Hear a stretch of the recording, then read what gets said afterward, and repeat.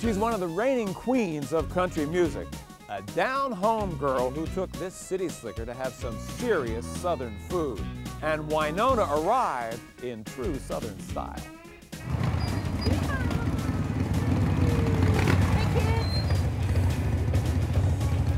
How are you? Boggs. Hey, nice to see you. And our corner table is here in her hometown hangout.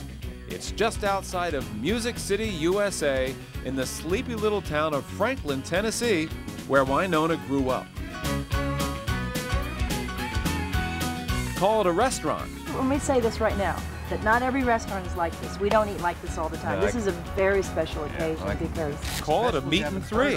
We call it the meat and three, which means you get 1 meat and 3 vegetables. For $5. For $5. Well, I get it free sometimes because here's the deal. I tried to get a job here when I was about 17 years old and they wouldn't hire me. No. They said I didn't have any experience. So now when I come here, they're still giving me free food.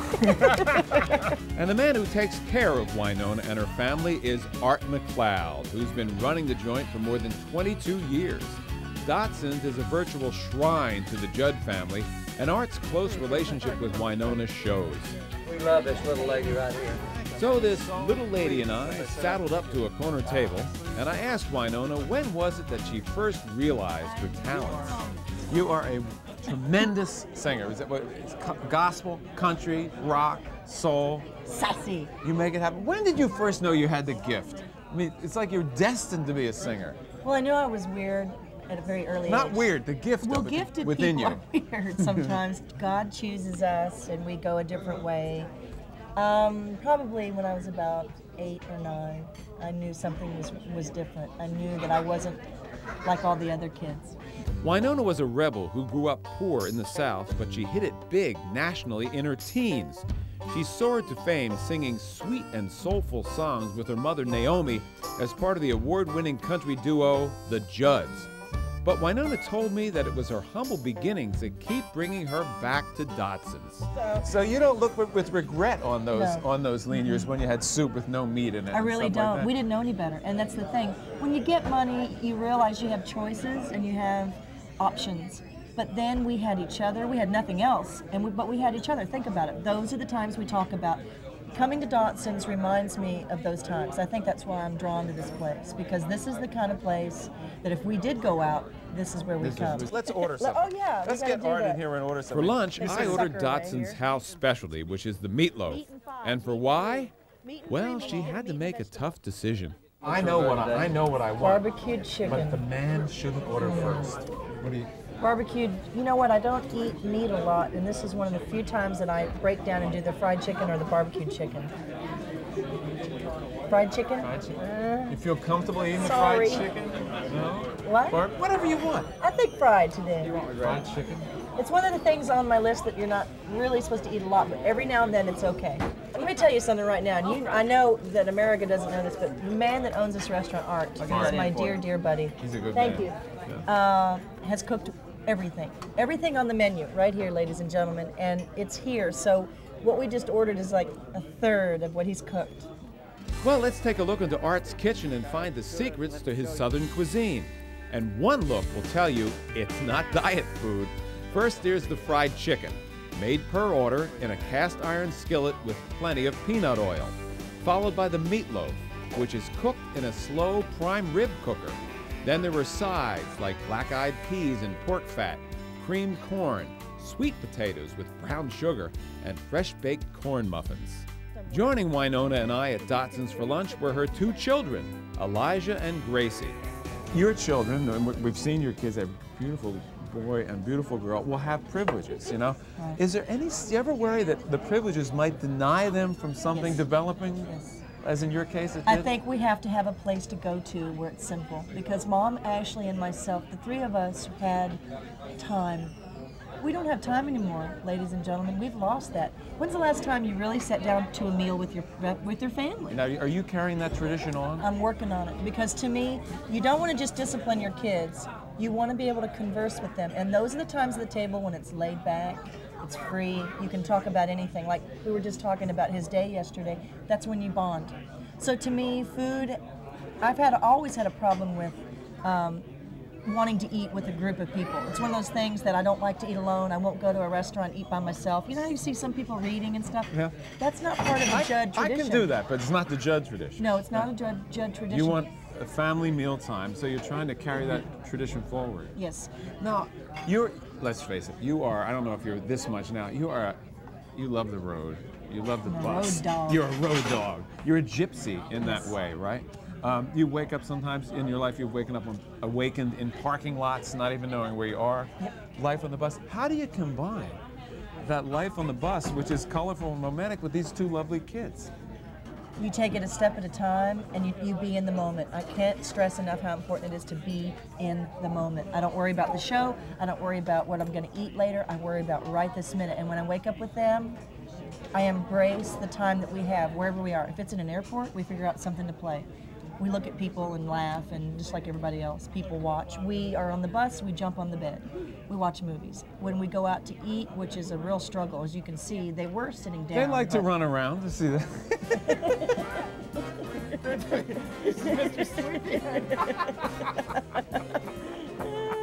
Lord, Well, it's never too early to start a career in the food service business. Gracie, come here, baby. We have child labor laws in Tennessee. We're suspending them for the day. Oh, Lord. I have to try this meatloaf. I have to go for the loaf here. Go for the loaf. Let me tell you something. That's good. I mean, can you imagine eating like that every day? For $5. Well, you know what? Our families did, but they were farmers and they worked outside all day, so they worked it off. What is the traditional Judd Thanksgiving like that you still celebrate in Ashland, Kentucky? Do you still get together to do that? We do. We get together and we literally wear our pajamas the whole time. No makeup. Well, you don't have to hair worry in a about you can ponytail. expand then. Well, you wear the stretch, the big butt. We call them the big butt pajamas that stretch as you eat. And of course, Ashley's are like out to here, you know. Oh yeah, sure. So, bless her heart. So we sit there and we do nothing. We do the absolute opposite of what you see us doing every day. Just sit We down, lay eat. there. Here's me. What's the menu? What's the Can Thanksgiving I menu? have some more tea? What's the Thanksgiving menu there at the? Because this is a long-standing family tradition. Yes. So a lot of people come. It's pretty darn traditional. There is comfort in tradition is one of my mother's favorite sayings. So every year we want it to be the same. Isn't that funny how you sort of There is comfort. want to move away from it and get away from your family, but then you come home and you find out the precious moments are going home and that drawer that was your drawer as a kid is still there with all your stuff in it. Yeah. The refrigerator is still the same. Everything's the same. All the food is prepared the same. She makes Polly Rideout, my mother's mother, the original redhead, makes everything from scratch, which takes her days. I literally called her in Ashland, Kentucky last Thanksgiving at Kroger and said, will you please page my grandmother? I need to talk to her, because I knew she was there. She goes there like 6 and 7 times for about 4 or 5 days. Wow. And they paged her, and she was there in Kroger shopping and getting her So groceries. it's a turkey with everything laid on.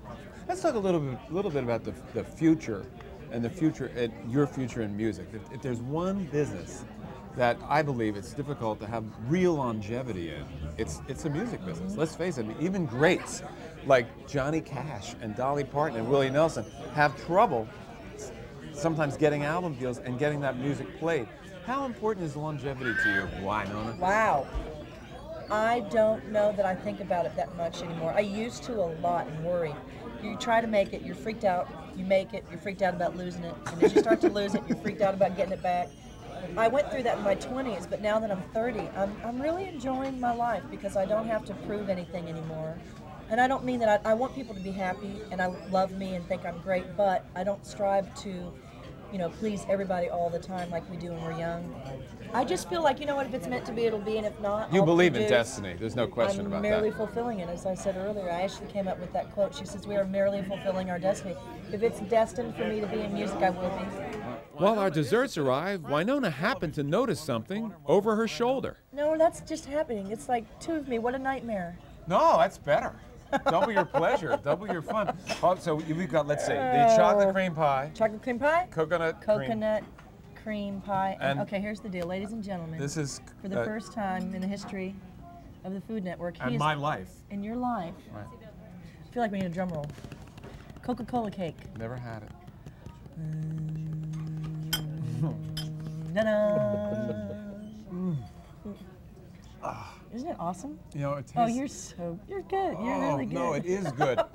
It tastes like when you have a cake at the bottom of the pan, you know, the extra thick It's got a part. heavy, thick bottom to it. Oh.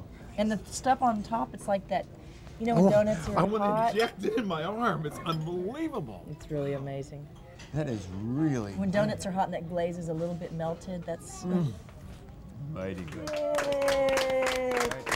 Yay, Art! Where's Art? Get a shot of Art!